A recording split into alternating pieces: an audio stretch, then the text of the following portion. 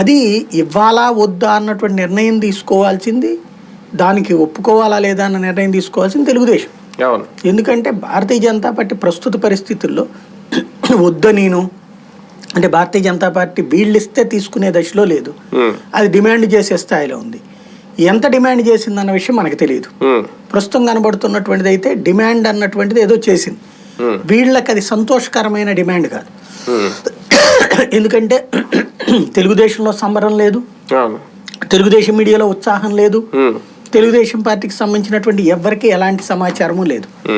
కానీ పొత్తు అనివార్యం అనుకుంటే తెలుగుదేశం పార్టీనే వాళ్ళు అడిగింది ఇవ్వడానికి సిద్ధపడాలి. అలా ఇస్తాను ఇవ్వను అని బార్గెన్ చేసే పరిస్థితుల్లో కూడా తెలుగుదేశం లేదు ఇప్పుడు.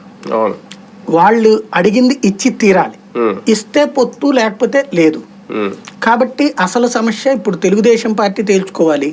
అందుకనినే దిగ్భ్రాంతికి గురైనటువంటి చంద్రబాబు గారు 10 రోజుల దాకా బయటికి రాల, ముందు 10 రోజుల తర్వాత బయటకు వచ్చారు. ఈవెన్ అసలు ఈ మొత్తం వ్యవహారాలను చూసేటటువంటి పవన్ కళ్యాణ్ చూస్తారనుకుంటే పవన్ కళ్యాణ్ పిలవను కూడా పిలవల వాళ్ళు. ఈ రోజు వరకు మళ్ళీ పిలవలేదు కదా, ఈయన వెళ్ళలేదు, వాళ్ళు పిలవలేదు.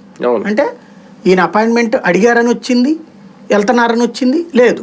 కానీ ఫైనల్ గా అసలు ఈయన అపాయింట్మెంట్ అడగలేదు, వాళ్లే పిలుస్తారు కదా అని చూస్తున్నారు, వాళ్ళు పిలవట్లేదు.